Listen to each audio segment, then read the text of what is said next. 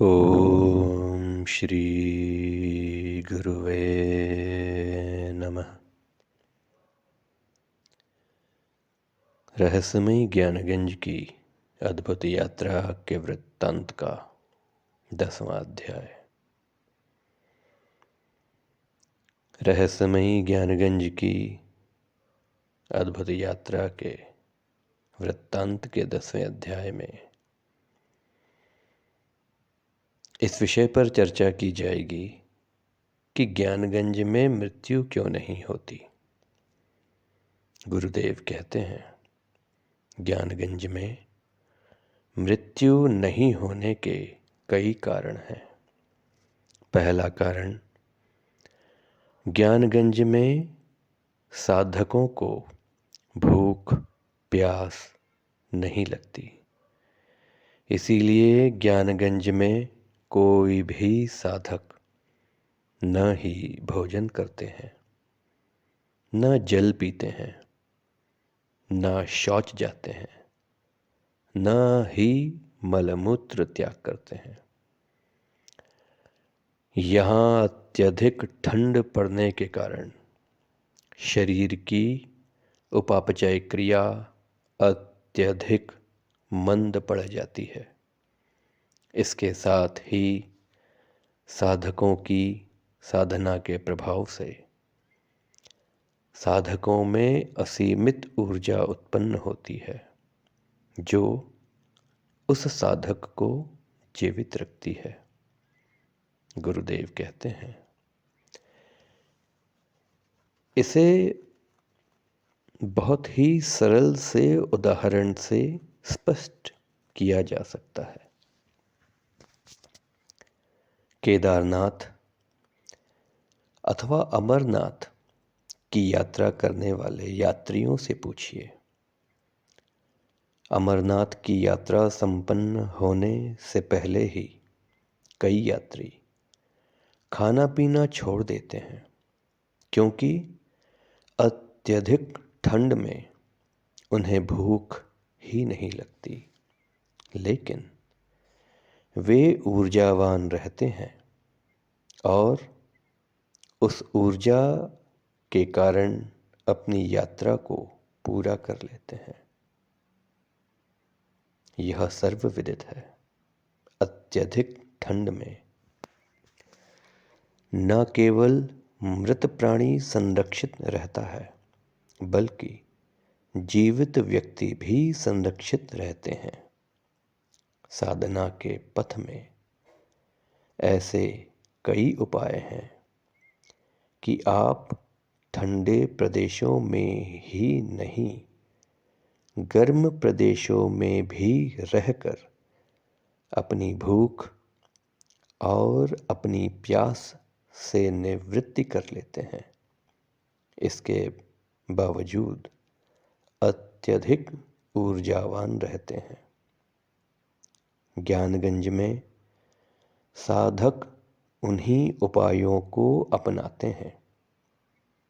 गुरुदेव कहते हैं, इसके लिए शरीर की विभिन्न ग्रंथियों को साधा जाता है, जिनके बारे में आने वाले अध्याय में विस्तृत जानकारी दी जाएगी। इन्हीं उपायों के कारण, इसके साथ साथ साधक की साधना के कारण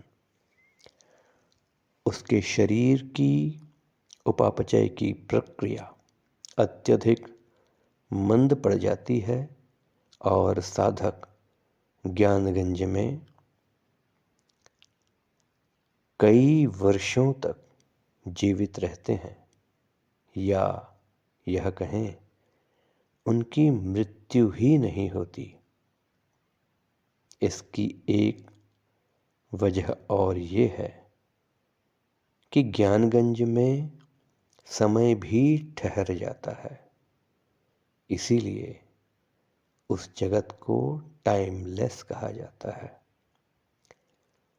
गुरुदेव कहते हैं, ज्ञानगंज में साधकों की ऊर्जा का ह्रास ही नहीं होता। उनकी ऊर्जा न केवल बनी रहती है बल्कि निरंतर उसमें वृद्धि भी होती है। ज्ञानगंज में बहुत सी चीज़ें वर्जित हैं, बहुत सी प्रक्रियाएं वर्जित हैं। इन प्रक्रियाओं से मनुष्य के शरीर की, उसकी मन की अनेक ऊर्जा का ह्रास हो जाता है। ज्ञानगंज में साधकों का बात करना वर्जित है। वे शब्दों के जरिए वार्तालाप नहीं करते। ज्ञानगंज में वार्तालाप होता है तरंगों के माध्यम से। जिस तरह हम मनुष्य भौतिक जगत में मोबाइल टावरों द्वारा नियंत्रित की जाने वाली तरंगों के माध्यम से मीलों दूर बैठे किसी भी व्यक्ति से वार्तालाप करते हैं, वह वार्तालाप तरंगों के जरिए होता है। ठीक उसी तरह ज्ञानगंज में भी वार्तालाप के दौरान शब्दों का नहीं, तरंगों का प्रयोग किया जाता है, मानसिक तरंगों का।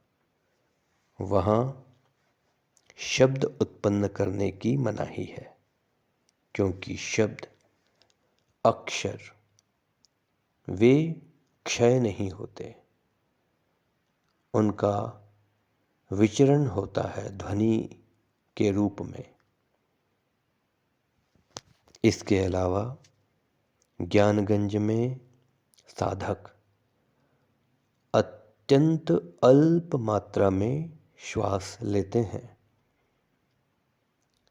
यही कारण है कि उनमें ऊर्जा का ह्रास नहीं होता। ज्ञानगंज में साधक शरीर के अधिकांश अंगों से, ग्रंथियों से, इंद्रियों से काम ही नहीं लेते।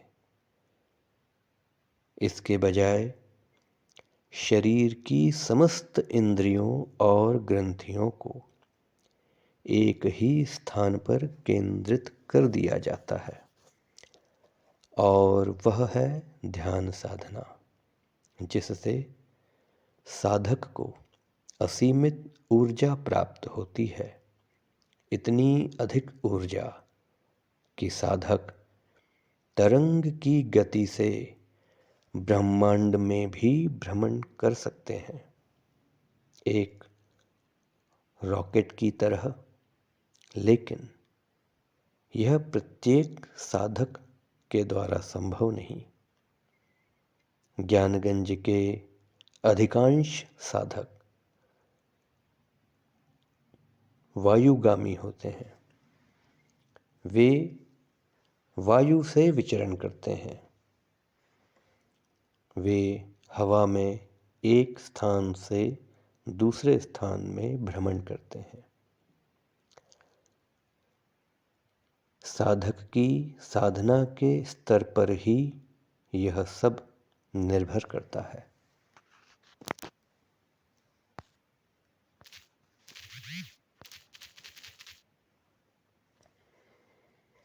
गुरुदेव कहते हैं, शेष व्याख्या रहस्यमयी ज्ञानगंज की अद्भुत यात्रा के वृत्तांत के 11वें अध्याय में दी जाएगी।